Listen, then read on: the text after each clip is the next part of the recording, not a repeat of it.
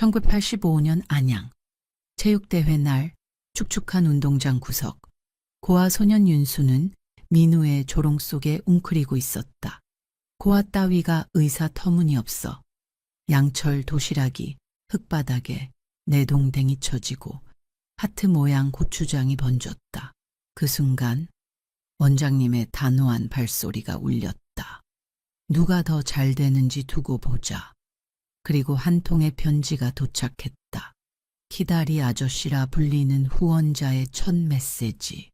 윤수의 잊힌 꿈이 깨어나는 순간이었다. 여러분, 이 소년의 운명을 바꾼 비밀은 무엇일까요? 지금 채널 구독을 눌러 윤수의 감동적인 여정을 함께 따라가 보세요. 내 고아 따위가 무슨 꿈이야. 세계 최고의 의사 터무니없어. 1985년 가을 체육대회 날이었다. 부슬비가 내리다 그친 안양의 초등학교 운동장은 축축했고 흙냄새가 코를 간지렸다. 운동장 한쪽 구석. 저는 혼자 웅크리고 앉아 있었다. 확성기에서 교장 선생님의 장황한 훈화가 흘러나왔지만 제 귀에는 민우의 조롱만 맴돌았다. 멀리서 여학생들이 고무줄놀이를 하며 깔깔 웃었고 교문 앞에서는 뻥튀기 아저씨가 뻥이요를 외치며 기계를 돌렸다.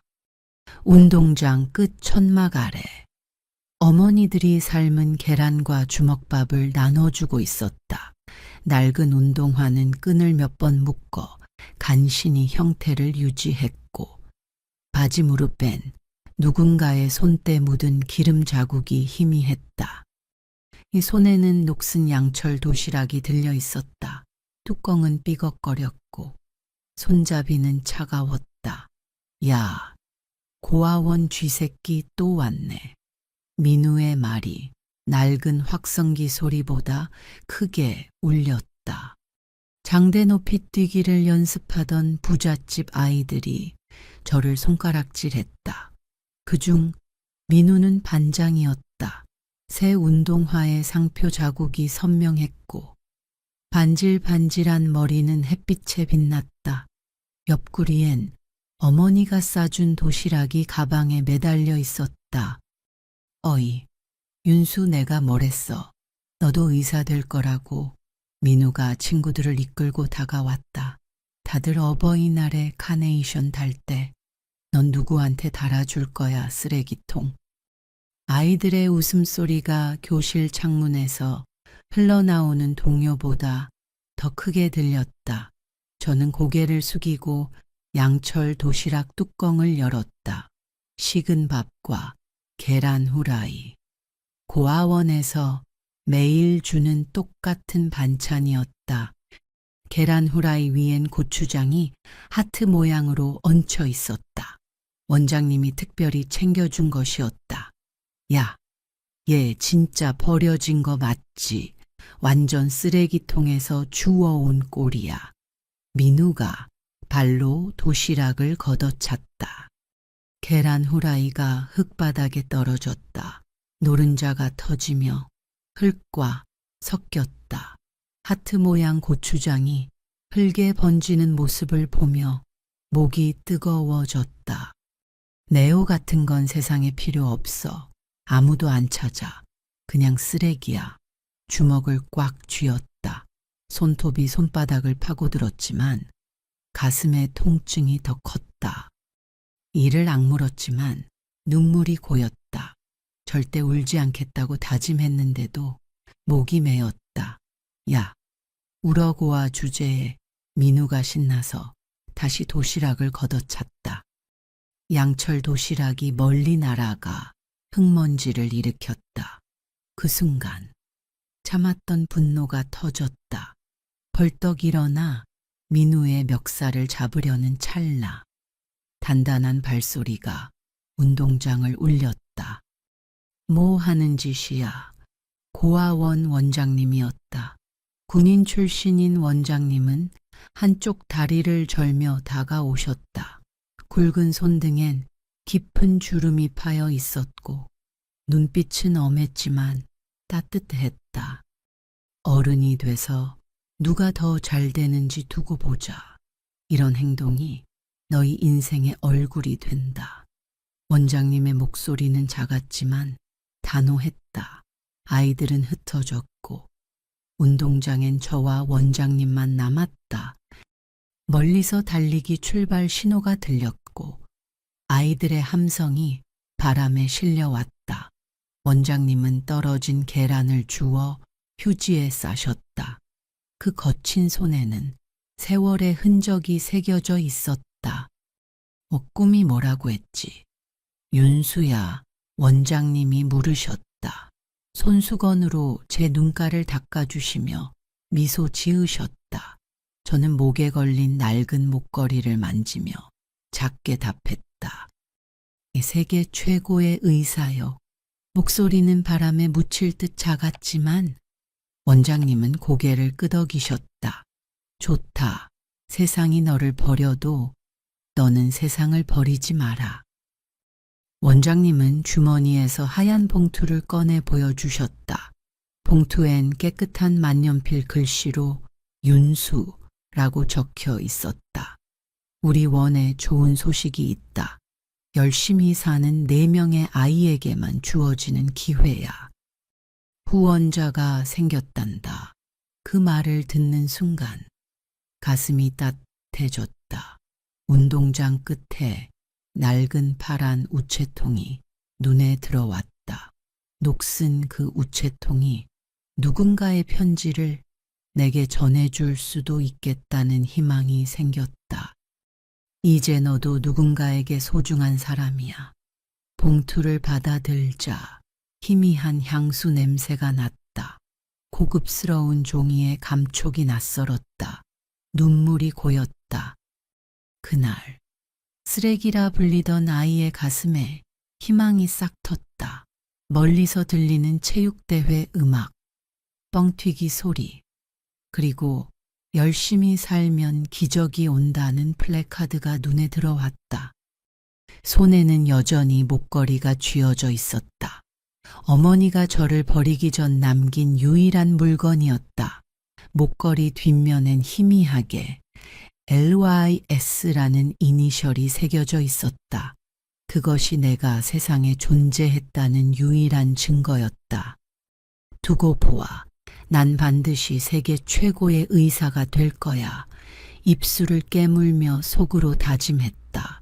스피커에선 이어달리기 우승팀을 축하하는 방송이 흘렀고 아이들의 환호가 하늘을 찔렀다.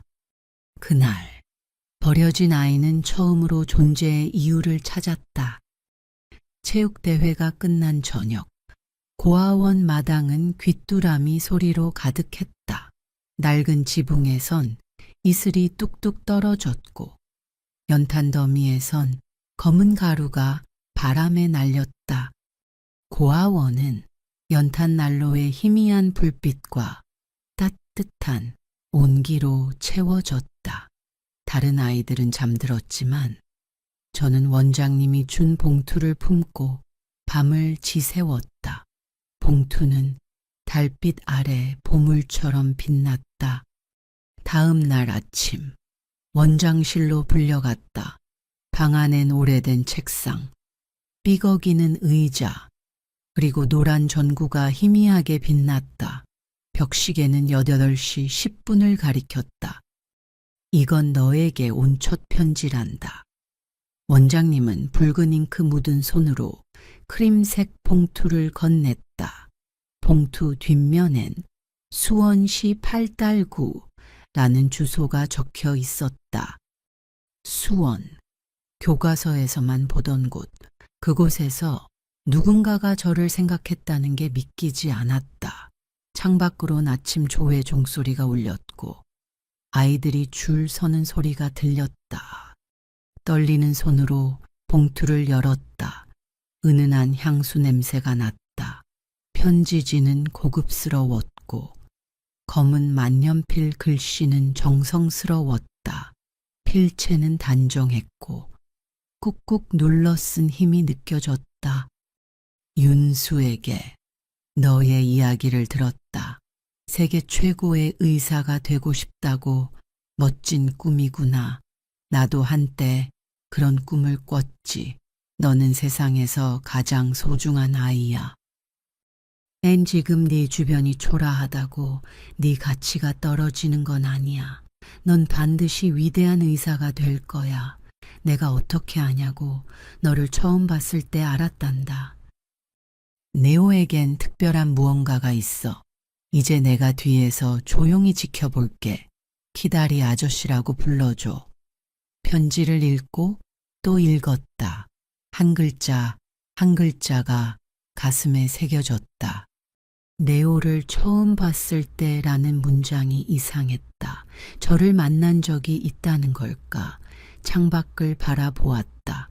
고아원 담장 너머로 낡은 버스가 먼지를 일으키며 지나갔다. 이제 답장을 써야지. 원장님이 낡은 볼펜과 공책을 내밀었다.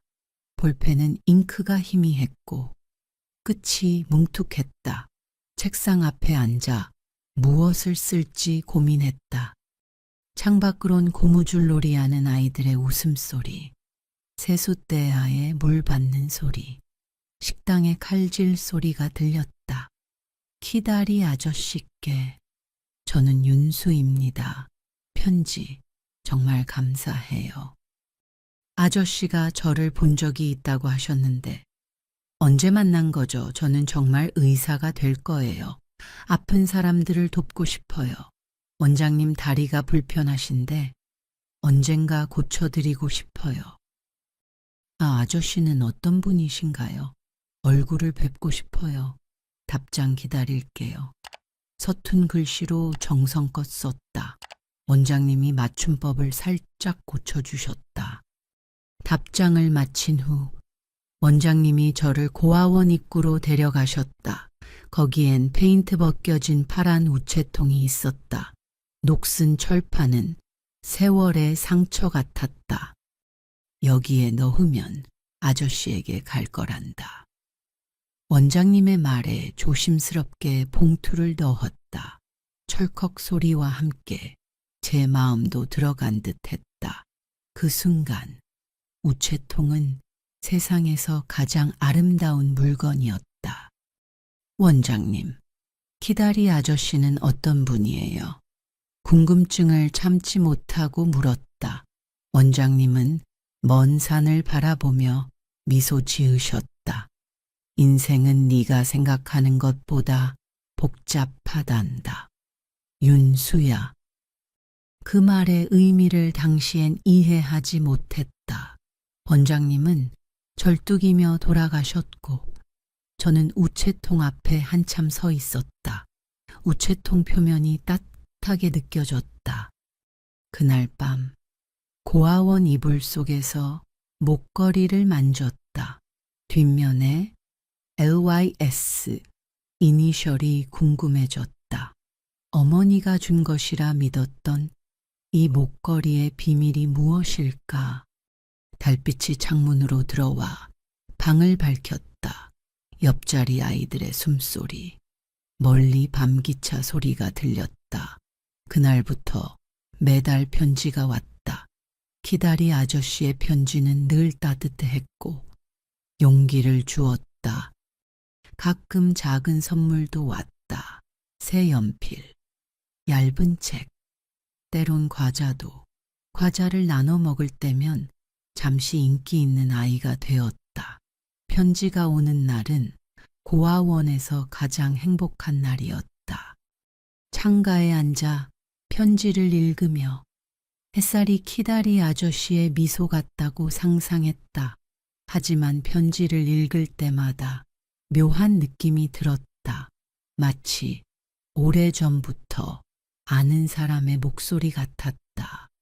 어느 편지엔 이렇게 적혀 있었다. 윤수야, 세상이 널 버렸다고 생각하지 마. 넌 결코 혼자가 아니야. 그 문장은 주문처럼 가슴에 새겨졌다. 고아원의 추운 겨울밤, 연탄난로 불빛 아래 그 편지를 보물처럼 간직했다. 낡은 철제 상자의 편지를 차곡차곡 모았고 잠들기 전 한 번씩 읽었다. 또 다른 편지엔 이런 구절이 있었다. 어둠 속에서도 희망을 봐라. 네 목걸이처럼 과거와 미래는 연결되어 있단다. 이 문장을 읽을 때마다 LYS 이니셜이 신경 쓰였다. 어머니의 이니셜은 분명 다른데 왜 LYS일까 잠 못 이루는 밤. 그 의문이 머릿속을 맴돌았다. 그렇게 2년이 흘렀다. 생일날 특별한 편지가 왔다. 봉투 안엔 의학 입문이라는 책이 들어있었다. 낡은 표지엔 누군가의 필기 흔적이 가득했다. 첫 페이지엔 이렇게 적혀 있었다. 이건 내가 젊었을 때 쓰던 책이란다. 너에게 도움이 되길. 그리고 윤수야. 이번 주말 고아원 마당에 새 의자가 생겨도 놀라지 마. 주말. 원장님이 아이들을 마당으로 불렀다. 거기엔 새 나무 의자가 놓여 있었다. 의자 한쪽엔 LYS 이니셜이 새겨져 있었다. 그 순간 목걸이를 만지던 손이 멈췄다. 같은 이니셜. 우연일까 원장님은 미소 지으며 말했다. 이건 후원자께서 보내신 선물이다. 이 의자에 앉아 큰 꿈을 꿔라. 그날 저녁 의자에 혼자 앉아 있을 때였다. 고아원 담장 너머로 검은 승용차가 천천히 지나갔다. 차창 너머 희미한 남자의 실루엣이 고아원을 바라보다 사라졌다. 가슴이 쿵쾅거렸다. 그분이 키다리 아저씨였을까 그 순간. 버려진 아이의 마음에 불씨가 타올랐다. 목걸이, 편지, 의자의 이니셜, 모든 것이 비밀로 연결된 듯했다. 단 하나의 목표가 생겼다. 세계 최고의 의사가 되어 키다리 아저씨를 만나고 목걸이의 비밀을 푸는 것, 그것이 내 삶의 이유가 되었다. 꿈을 꿨다. 1984년 겨울, 제가 7살 때였다. 윤수야, 엄마가 잠시 이모한테 널 맡길게. 돈 많이 벌어서 데리러 올게. 찬바람이 부는 시골 버스 정류장. 어머니는 검은 스카프를 두르고 계셨다. 버스 유리창엔 수원 대전이라는 글씨가 보였다. 어머니는 제 목에 목걸이를 걸어주셨다. 이건 엄마랑 너를 이어주는 끈이야. 절대 잃어버리면 안 돼. 어머니의 손은 차가웠지만 눈빛은 따뜻했다. 그때는 몰랐다. 그게 어머니의 마지막 거짓말이었다는 걸. 버스 배기구에 매연 냄새가 코를 찔렀고 차장은 빨리 타세요라 외쳤다. 정류장 근처 주점에선 돌아와요 용인항이 흘렀고 어머니의 눈에 눈물이 고였다. 이모의 집은 작았다. 시멘트 벽엔 축축한 물기가 흘렀고 다락방은 천장이 낮아 일어설 수 없었다. 바닥의 비닐장판은 찢어진 곳마다 신문지가 덧대어 있었다. 처음 몇 달, 매일 버스 정류장에 나가 어머니를 기다렸다. 검은 스카프를 한 어머니가 웃으며 올 것 같았다. 하지만 빈 버스만 왔다.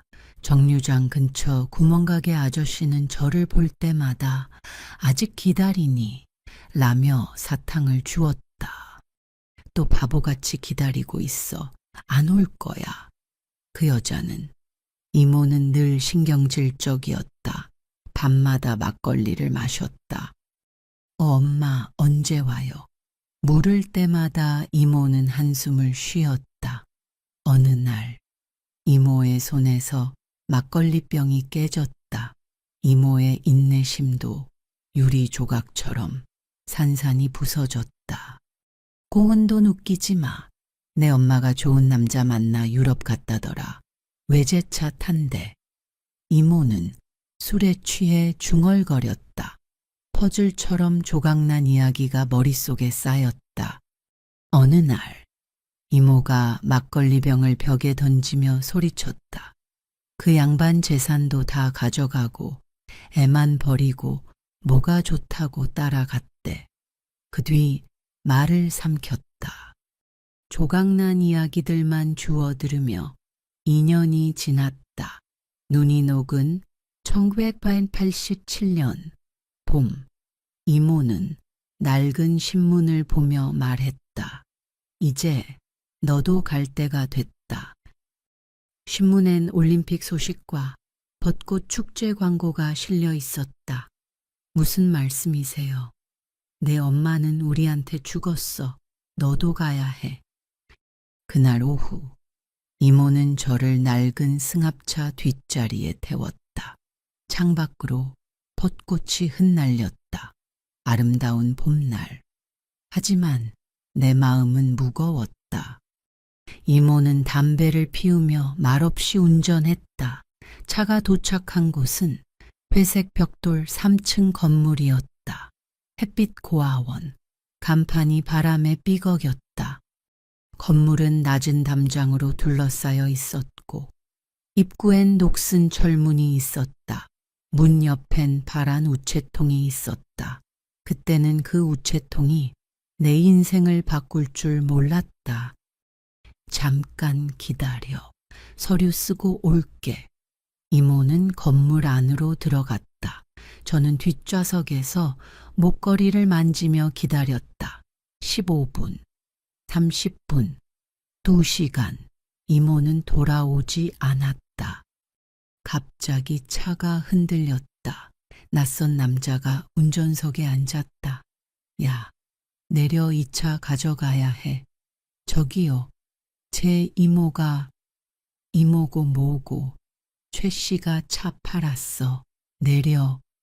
그제야 알았다. 이모가 저를 완전히 버렸다는 걸.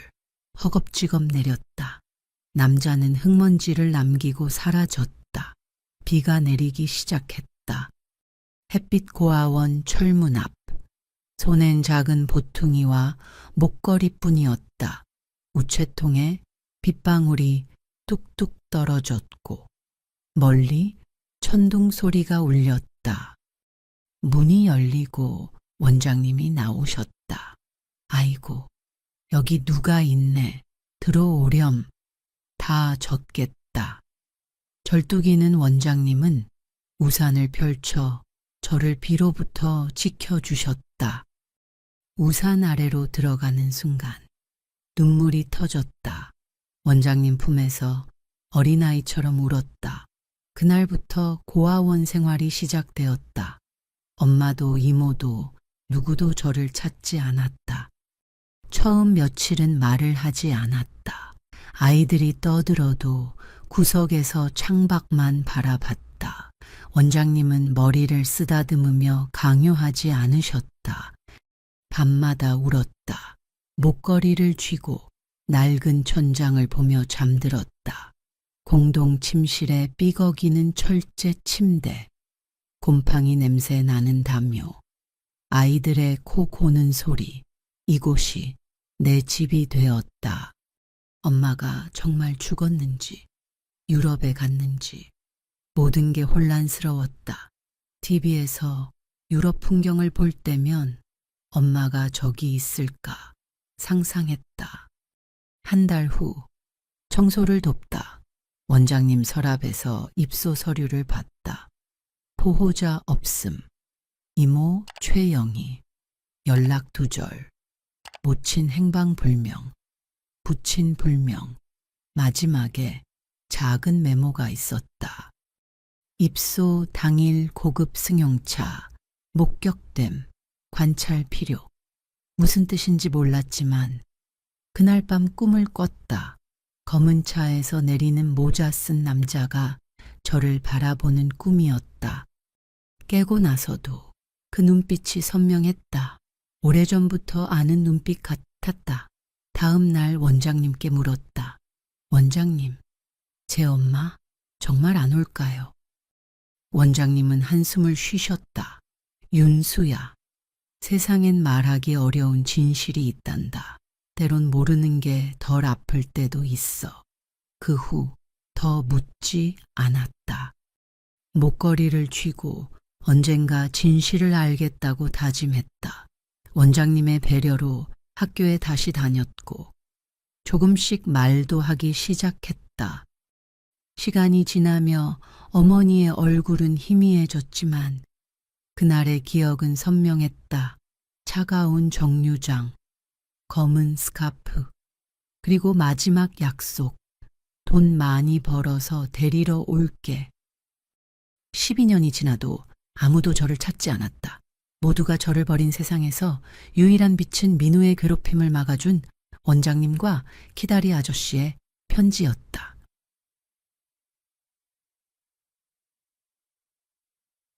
어느 날 키다리 아저씨에게 물었다. 아저씨, 제 부모님에 대해 아시나요? 답장은 짧았다. 모든 진실은 때가 되면 밝혀진다. 지금은 꿈을 위해 달려가렴. 그 답장을 읽으며 엘리 S 이니셜이 더 신경 쓰였다. 중요한 단서가 숨겨진 듯 했다. 원장님, 서랍의 메모. 고급 승용차 목격됨. 이 모든 게 연결된 걸까? 고아원 창가에서 지평선을 바라보며 언젠가 수수께끼가 풀릴 거라 믿었다.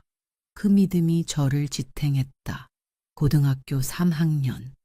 드디어 의대 입시에 도전했다.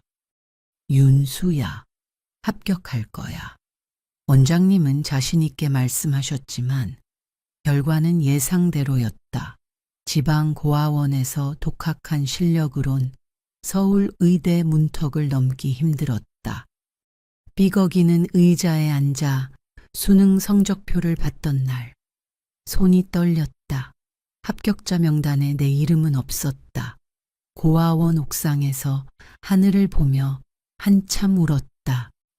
손엔 키다리 아저씨의 마지막 편지가 들려 있었다. 포기하지 마. 윤수야, 꿈은 반드시 이루어진다. 재수해볼까? 키다리 아저씨에게 편지를 보냈다. 곧 답장이 왔다. 윤수야, 학원비를 도와줄게. 포기하지 마. 하지만 희망은 오래가지 않았다. 졸업 후 붉은 도장이 찍힌 입대 통지서가 왔다. 당신은 재수생도 병역을 피할 수 없었다. 통지서를 들고 원장님 방에 들어섰을 때 원장님의 눈빛엔 슬픔이 담겨 있었다. 입대해서 제대하고 더 열심히 도전하겠습니다. 키다리 아저씨에게 마지막 편지를 썼다. 답장은 짧았다. 돌아올 때까지 기다릴게. 반드시 살아 돌아와. 그 문장에서 절박함이 느껴졌다. 당시엔 그저 격려로만 생각했다. 1995년 저는 강원도 최전방 21사단에서 이등병 계급장을 달았다. 영하 25도의 칼바람이 부는 3월, 어느 날 저녁 여과습시 소대장이 야간 산악행군을 지시했다. 오늘은 정송봉까지 왕복 18km 행군이다. 완전 군장. 4시간 안에 돌아와. 완전 군장은 23,600이 넘었다. K2 소총, 철모, 수통, 비상식량, 탄띠까지 신병에겐 악몽 같은 훈련이었다. PX에서 사온 선임병의 별사탕을 입에 넣으며 마음을 다잡았다. 행군은 오후 8시에 시작되었다. 소대원 22명이 산길을 올랐다. 희미한 달빛만 길을 비췄다. 손전등은 적에게 위치 노출 우려로 금지되었다.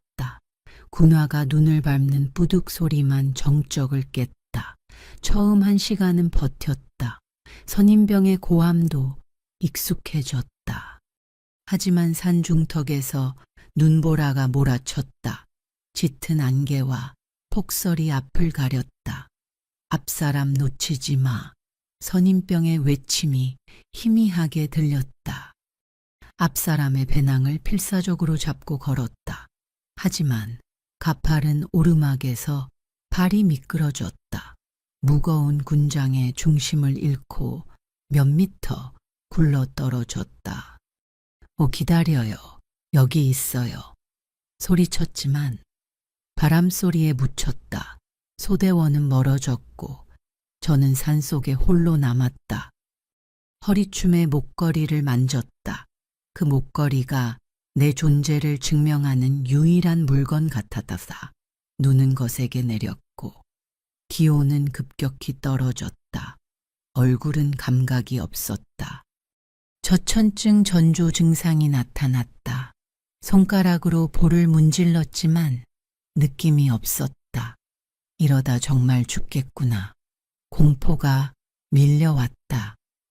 그때 훈련소에서 배운 생존법이 떠올랐다. 바람을 피할 곳을 찾아 보온을 유지하라. 주변을 살피다. 바위 아래 움푹한 공간을 발견했다. 그곳으로 기어들어가 몸을 웅크렸다. 발가락은 감각이 없었고 얼굴은 얼어붙었다. 바람이 바위 틈으로 휘몰아치며 울음소리처럼 들렸다. 배낭에서 비상식량과 방수포를 꺼냈다. 떨리는 손으로 방수포를 몸에 둘렀고 비상식량을 입에 넣었다. 눈물이 뺨에 흘렀지만 얼어붙었다. 천이 급격히 떨어졌다. 손가락은 굳었고 발은 감각이 없었다. 졸음이 밀려왔다. 저천증 환자는 잠들면 깨어나지 못한다는 걸 알았지만 눈꺼풀이 감겼다. 안 돼. 일어나. 살아야 해. 의식이 흐려지는 순간 가슴팍이 뜨거워졌다. 군복 안주머니에 넣어둔 2가지 물건이 떠올랐다. 눈보라 속 윤수는 생사의 갈림길에 서 있었다. 얼어붙은 손으로 키다리 아저씨의 편지와 목걸이를 꺼내 들었다. 포기하지 마. 윤수야. 그 나측은 목소리는 마치 오래전 잊혔던 어머니의 속삭임 같았다. 떨리는 손으로 편지를 펼쳤다. 달빛 아래 만년필 글씨가 희미하게 빛났다. 너는 결코 혼자가 아니야. 네 꿈은 반드시 이루어질 거야. 그 문장은 차가운 산속에서 윤수의 가슴을 뜨겁게 불태웠다. 목걸이에 LYS 이니셜을 만지며 그는 다짐했다. 살아남아서 의사가 될 거야. 그리고 키다리 아저씨를 꼭 만날 거야. 윤수는 방수포를 더 단단히 둘렀다. 비상식량을 입에 넣으며 천을 유지하려 애썼다. 시간이 흘렀다. 눈보라는 잦아들었고 멀리서 소대원의 외침이 들렸다. 윤수, 여기 있나? 구조대가 도착한 것이다. 윤수는 간신히 손을 들어 신호를 보냈다. 소대원의 손에 이끌려 바위 틈에서 나온 그는 병원으로 후송되었다. 저천증의 위기를 넘긴 윤수는 군 복무를 이어가며 매일 밤 편지를 읽었다. 그 편지는 그의 생존 의지이자 꿈의 등불이었다. 제대 후 윤수는 재수에 도전했다. 키다리 아저씨의 지원으로 학원에 다니며 밤늦도록 공부했다. 낡은 고아원방, 연탄 난로의 희미한 불빛 아래 그는 의대 합격을 위해 모든 것을 바쳤다. 1998년 마침내 수원의대에 합격했다. 합격 통지서를 손에 쥔 순간 윤수는 고아원 옥상에서 하늘을 보며 울었다. 원장님, 키다리 아저씨, 해냈어요. 그 순간 목걸이에 LYS 이니셜이 더욱 선명하게 느껴졌다. 수년 후 윤수는 세계적으로 인정받는 외과 의사가 되었다. 그는 가난한 이들을 위한 무료 진료소를 열었고 원장님의 다리를 치료하는 수술을 직접 집도했다. 하지만 키다리 아저씨의 정체는 여전히 풀리지 않은 수수께끼였다. 어느 날 윤수는 고아원 마당의 낡은 의자에 앉아 있었다. 그곳엔 여전히 LYS 이니셜이 새겨져 있었다. 문득 오래전 담장 너머로 지나가던 검은 승용차와 그 실루엣이 떠올랐다. 혹시 윤수는 편지 상자를 열었다. 수백 통의 편지. 그 안에서 반복된 문장들이 퍼즐처럼 맞춰졌다. 너를 처음 봤을 때 알았단다. 키다리 아저씨는 윤수를 오래전부터 알고 있었다. 윤수는 편지 속 주소로 찾아갔다. 수원 팔달구의 오래된 저택. 그곳에서 그는 마침내 키다리 아저씨를 만났다. 백발의 노신사는 윤수를 보자 미소 지었다. 윤수야, 드디어 왔구나. 그는 윤수의 아버지였다. 어머니가 떠난 후 그는 윤수를 찾았지만 이모의 거짓으로 흔적을 놓쳤다. 우연히 고아원에서 윤수를 발견하고 멀리서 지켜보며 후원해왔다. LYS는 그의 이름, 이윤석의 이니셜이었다. 윤수는 아버지의 품에서 눈물을 흘렸다. 아버지, 왜 이제야? 하지만 분노보다 감사함이 더 컸다. 아버지의 후원, 원장님의 믿음, 그리고 자신의 끈기가 그를 여기까지 이끌었다. 이 이야기는 단순한 성공담이 아니다. 윤수의 여정은 버려진 이들에게도 희망이 있음을 보여준다.